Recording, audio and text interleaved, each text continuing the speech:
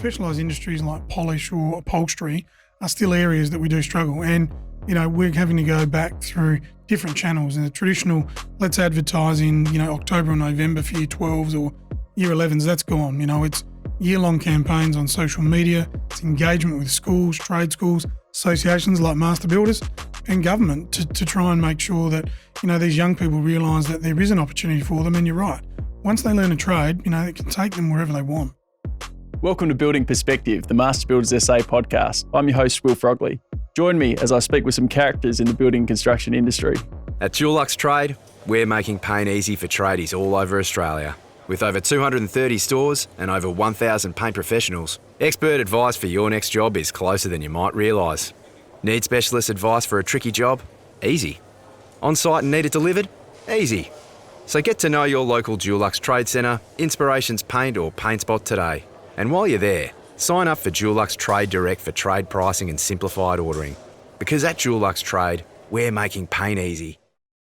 Well, it's great to have a great bloke in the industry, Tom Clark, who's the CEO of Workspace Commercial Furniture, joining us on Building Perspective. Tom, great to have you on the show. Thanks, Will. Thanks for having me. So there's any number of things we can talk about today, but the starting point, I reckon, is just asking you, tell us a bit about Workspace and what you do and what your history is.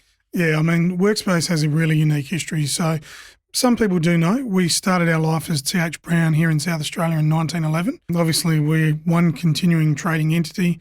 We're still headquartered here in South Australia and we operate nationally. For the best part of 80 years, we made domestic furniture and supplied retailers and resellers. And through acquisitions, we basically moved into commercial furniture. We saw a changing of the market. And through the late 90s and the early 2000s, we morphed into what is now Workspace Commercial Furniture. We also acquired some other businesses in terms of removal businesses, which have basically been a bolt-on to our key business, which is commercial furniture manufacturing. And now we've got our own distribution and freight network nationally as well.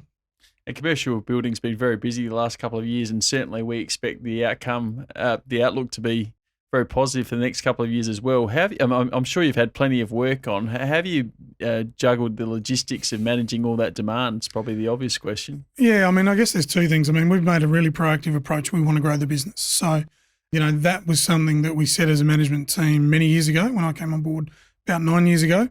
You're right, coupled with market conditions, there's been stimulus, both private and public sector across different segments in commercial land. So we've seen a lot of great growth.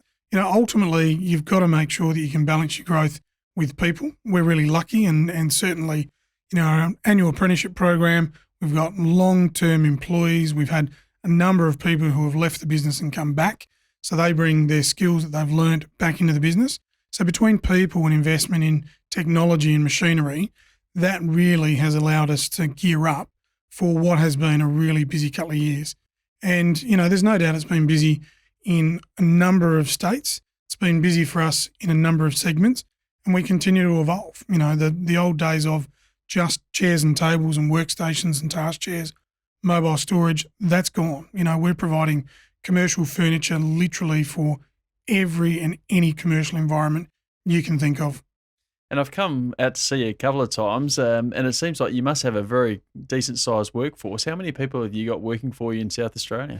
Yeah, so there's 157 nationally. There's about 110 here in South Australia, roughly 85 to 90 in production at any point in time. And you're right, we are really lucky, obviously through our apprenticeship program and that longevity of many of our team. They've got a skill set that's quite flexible, so they can work around different parts of our manufacturing facility, and some of them can work on site as well. So it does give us a real benefit when we need to, stretch resources like we are at the moment, where we can take qualified people from the factory, whether they be the cabinet makers or an upholstery apprentice, and they can get out on site as well.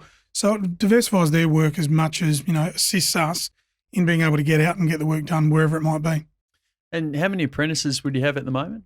So there's about 24 from the top of my head in the program. We like to put on half a dozen every year. This year we've got 4. We are still looking for another 2.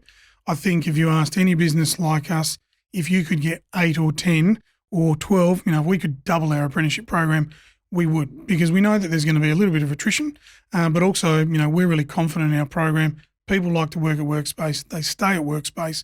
The great part is we offer them a career, not just a job. That's so important.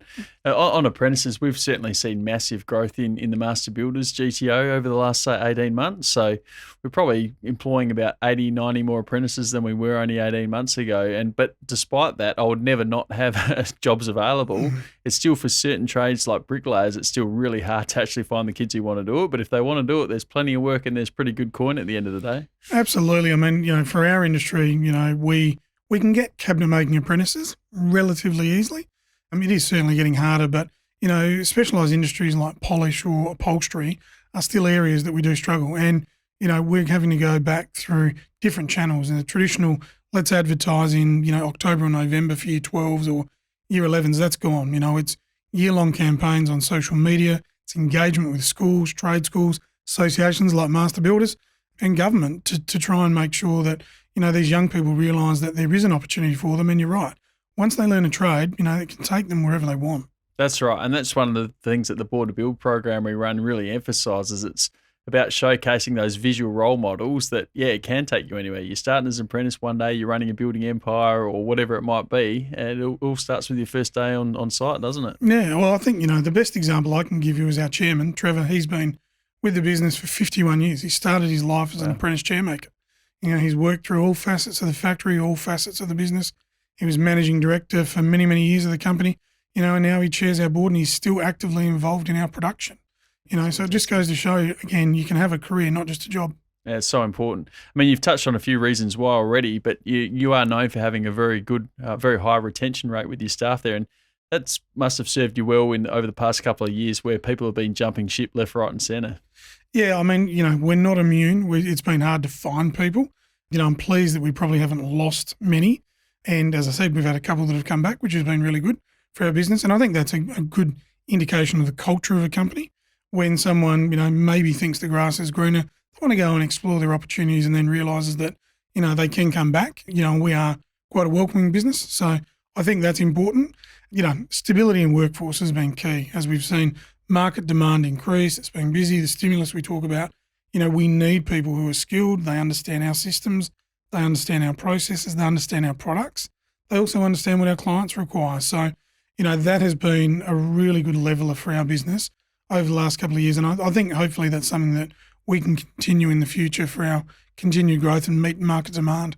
But I'm really interested to know, these people that worked for you and then left and then came back, did they call you and say, I want to come back, have you got anything? Or were they responding to perhaps a job ad that you had? To be really honest with you, in all of the cases, I think we leave the relationship with an open dialogue. Any good employer, any good manager, if you do have good people, we understand that sometimes they want to explore their options. If they are good, then, it should be left on good terms. And I'm really pleased that, the half a dozen people that have come back in the last couple of years, they've all come of their own accord. So they're not necessarily responding to an ad that we've got.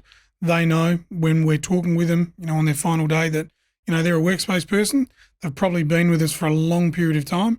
We understand they want to go and do what they want to go and do, and the door's open for them, which has been really good. Yeah, that's really positive. I know from my perspective, if you've had someone that has been around, worked for you for quite a while, and then leaves on good terms, you're much more open to having the door open for when they come back. Perhaps if they're only with you for 6 months and then they leave quickly, then you'd be more reticent about bringing them back. But if it feels like they're the kind of person that will hang around for a while, that's seen as a positive from my end. Absolutely. And I mean, we talk a lot about Workspace people. There's a Workspace person. There's the people that they'll get in and do the work. They'll go above and beyond. They'll work as a team. They understand that, we are in a pressure industry. There's deadlines. We've got to get it done. But, if we all work together and we work efficiently and effectively, then we can get there. And at the end of the day, we've got to celebrate our wins in a small way and our big wins in a big way. We've got to have a bit of fun as well along the journey, and we've got to look after people. Yeah, absolutely. Yeah, you talked about pressure then, and the whole industry's been under intense pressure for the last couple of years. I know that you got hit particularly bad from COVID. It seemed like at one stage you had pretty much half your workforce out. How the hell did you manage all that? Yeah, I mean, again, we're not immune, so I understand that lots of businesses had it. We took a proactive stance when COVID, came.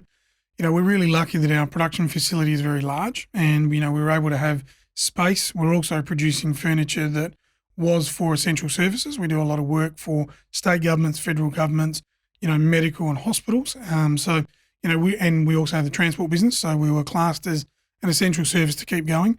But you're right, the number of people that got COVID, really did hit us. And, I guess when it's 1 or 2 or 4 or 5, you can kind of, get through. But yeah, we did have times there in late 2021 where, out of that 85 people in the factory, I think, we had, 70 odd off for a week or two. And, you just can't operate. The simple reality is you just can't do it. Then I guess the fallout is that, we get everyone back. They've got a 3, 4, 5 month window, and then you start seeing a few more head off again. Knock on wood, we've been really lucky. We were proactive with our people. We didn't force them to obviously get vaccinated, but we took a proactive approach. They're individuals, they're adults. We did have clients. We do a lot in aged care and a lot in government that required vaccination, and we made time available where we paid for the staff to go and do that. Really pleased that our uptake was well over 95%, and that also helped us get through. I think everyone realised that if they did their bit, whatever that looked like, then that would help us get through. So it's been challenging, and again, like I say, hopefully, we're on more of a stable path now with staffing.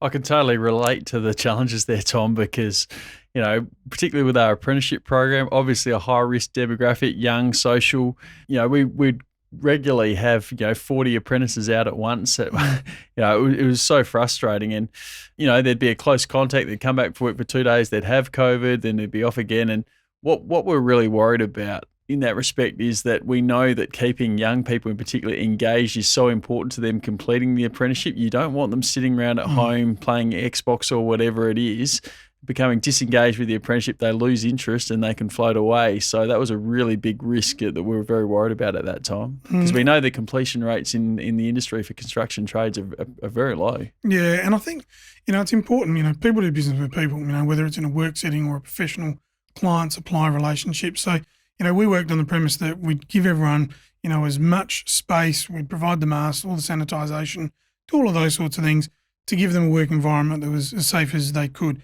Ultimately, we're a manufacturing facility. Like any builder, you need to be on site. Even if you're modular, you physically need to make it.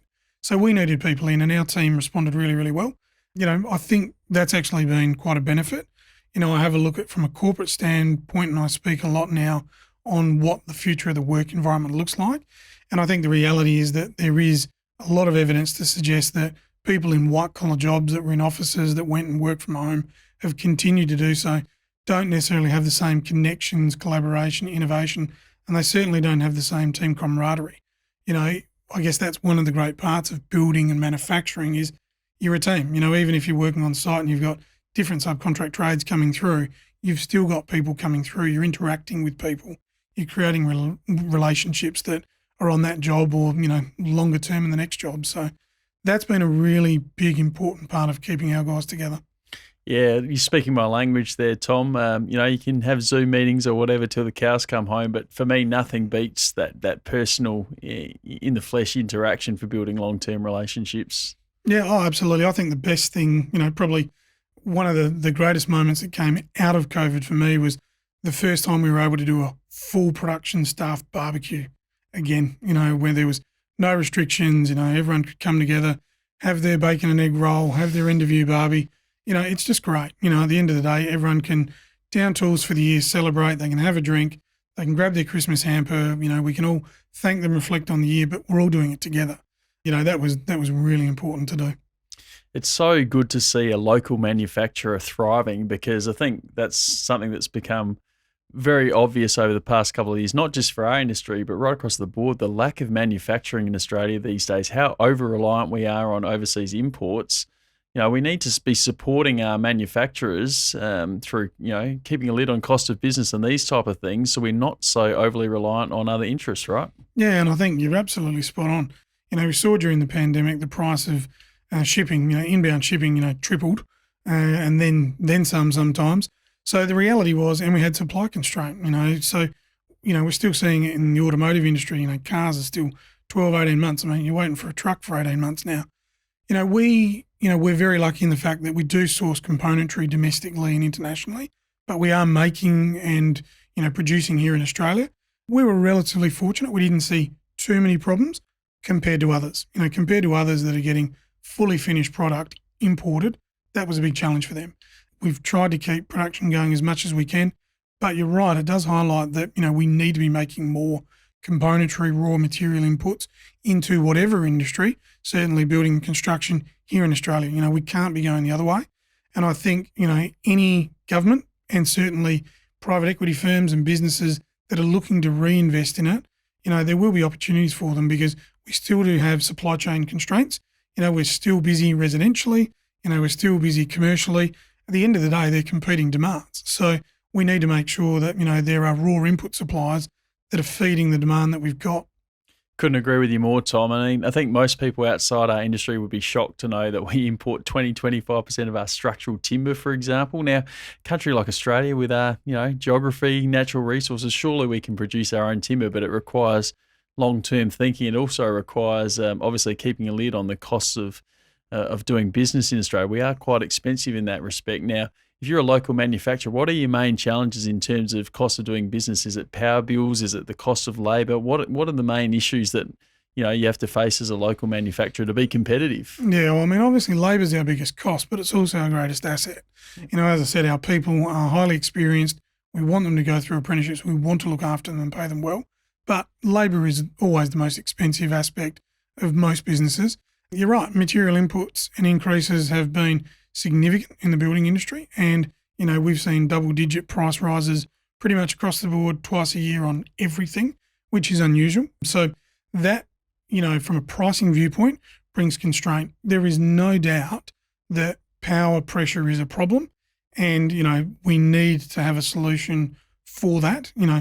Manufacturing in this country is strong, can be stronger, as we've said, but we're investing in, a whole heap of other areas outside of, commercial construction, and they need power. And I don't think we've got a really good solution on that at the moment. So, it becomes a triple whammy. You've got labour, you've got a shortage, obviously you've got price rise on material, you've got price rises on your utilities. They are, big impediments for our business, any business, to remain as cost competitive with imports, which are still cheaper.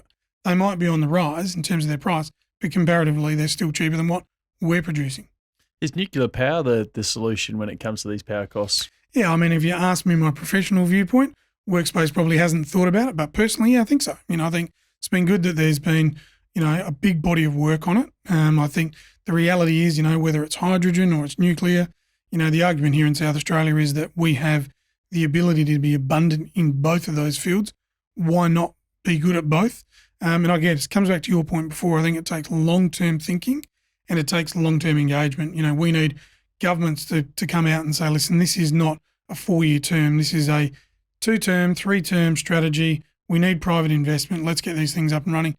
And I think we can change things. We're doing some amazing stuff in South Australia. We don't pat ourselves on the back anywhere near enough. But, we could really be a powerhouse from an energy viewpoint. Yeah, absolutely. We've definitely got the natural resources.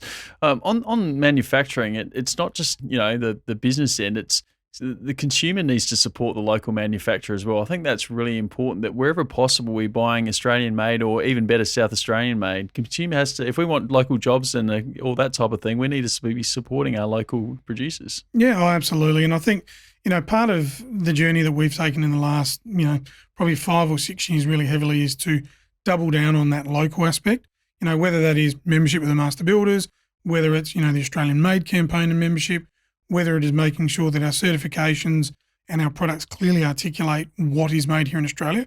We're a big believer in making sure we can add as much value to a product here in Australia as humanly possible. So, getting that message out there is important. It's different for every industry. It's different within the sub-segments of our industry and furniture. But I do believe that there's probably, not enough information around what is actually made here and how it is made here. And that's why, as you've mentioned, you've been down to our facility a couple of times, we're very open at trying to get government, our clients, the tier 1, tier 2 builders, architects and designers, end users who purchase from us, come down and actually have a look. There's nothing better than seeing the apprentice or the 30-year veteran working on your furniture as it's coming off the production line and then seeing it go into a truck that's then going to be delivered the next day.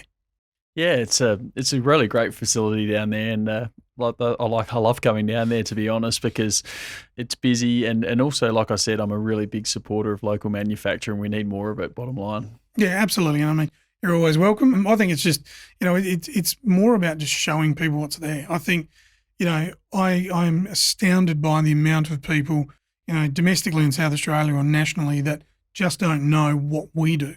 Now, that's part of my job and my team's job to make sure that we get out there and we talk about it. But, we've got to be open. There is real opportunity to show people there is manufacturing in Australia and we can do it and we do need people's support. It's that simple. Absolutely.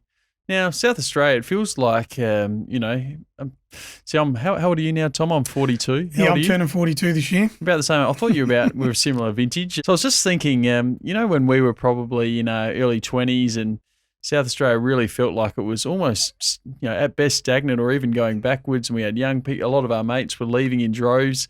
I feel like South Australia's really turned the corner, in recent times. I feel positive about our future. I feel like people are a lot more proud of South Australia. And I think, one positive aspect of the pandemic is that people appreciate, we've actually got a really good lifestyle here in South Australia. And if we just believed in ourselves a bit more and were, openly proud about it, we could do even better. Have you noticed that uptick in, I guess, public sentiment over the last couple of years? And how optimistic are you about South Australia's future? Oh, I couldn't agree with you more. I think it's certainly changed. I mean, when we were in our late teens, early 20s, it was do uni, leave, and, maybe never come back. Yeah. And maybe the standard was then, I'll come back, when my kids are being born or they're growing up and my parents are getting older. I think there's been a definite change. The pandemic certainly accelerated it. Whether it was because we didn't have as harsh a lockdown, you're right, lifestyle here is very good. The reality is you can have a wonderful life. You can, property is semi more affordable, even though it's been going up. But the reality is that we've got access to beaches, we've got access to national parks, our wine regions are world renowned. Our heritage buildings in our city itself, it's a beautiful city. So we've got the Fringe and the festival and all those sorts of things. We've got world-class unis. So, that's encouraging because it's getting people to stay. I think people have seen that they can have, the best of all aspects of their life. I've certainly seen a lot of my friends and business contacts come back. Yeah, me too. Which has been absolutely. good. Great that you want to catch up with them. Great to see the opportunities. But I think the other thing that it does is they bring knowledge and innovation that they're seeing from overseas or interstate. The old adage of you needed to be in, Sydney from a finance viewpoint, or it was Hong Kong, or it was London for fashion and consulting, or New York. The reality is they're exciting places. Everywhere's exciting. You always find something that's great about where you go. But I think, here in South Australia, we're seeing more innovation groups, more tier one companies come here and set up. And, that entrepreneurial drive of the former government, obviously we've got Lot 14 and we've got Tonsley, which they're still building on, with the current state government. That's fantastic. Let's get more people back. I am optimistic. I think, I've got a 14 and a 12-year-old and I sit there and think, are they going to go off interstate? We're now that part of our life. And I think probably for the first time in a long time, I can see them doing jobs that haven't even probably been created yet here in South Australia. And they'll get to travel around the world and they'll get to have meetings and travel domestically or whatever. But, we are, we're a real success story in South Australia. And you've only got to look at, some of the really good businesses that have been established here. They punch well above their weight nationally. We should be proud of it. So, yeah, absolutely. It's funny. I'm thinking back, like yourself, I had a ton of my mates move home in the last couple of years, and they're ones that have been away for a long time, more than 10 years a lot in some instances. But I remember I had one mate who was a lawyer and he'd worked in Sydney and London and New York, I think. And he really wanted to move home with his young family, but he just could not find a job in Adelaide. Meanwhile, he had, people cold calling him all the time, offering him jobs in Sydney or Melbourne or whatever else. And it was so frustrating for him that the one place he wanted to move to, there were no jobs, but meanwhile, everyone was throwing job opportunities at him. I think the key to keeping young people here, I think you indicated, is exciting jobs and an affordable home. Yeah, and I think there's linkage too. I mean, you got economies of scale in bigger cities. We get all of that. But, by the same token, we can keep networks now that are global through, social media platforms, LinkedIn, professionally. We're still doing Zooms and Teams and, we're still delivering virtual content like that. So the reality is you can keep a closer eye on what's happening in any market, any segment, a lot easier than you used to. So, staying close to the market, I think is really important for those expats who want to come home. I think the other side of it too is also people coming back saying, listen, I am going to come back for lifestyle. I can do my job from here. And, we're seeing a big importance on the employer to make sure they can facilitate that. I think one of the most exciting things coming out of COVID is the concept of hub and spoke. So you can have a head office and you can have, hubs everywhere so that they've got the ability to work in the city. They've got 3 or 4 other facilities around South Australia, or they might have facilities, interstate or internationally. And that's why you've seen co-working spaces rise in our segment so fast, coming out of COVID, is it gives people flexibility. I think the important part is we've got to bring people back together. As I said earlier, I think, there is a little bit of an isolation factor, and we're starting to see that overseas. So, one of the things that's quite interesting with some of the tech layoffs is it's a lot easier for those companies to lay people off who are full-time working from home. They're not in the office. They're not as visible. The reality is they are a number, when they're laying off tens of thousands, which is disappointing because it's a person.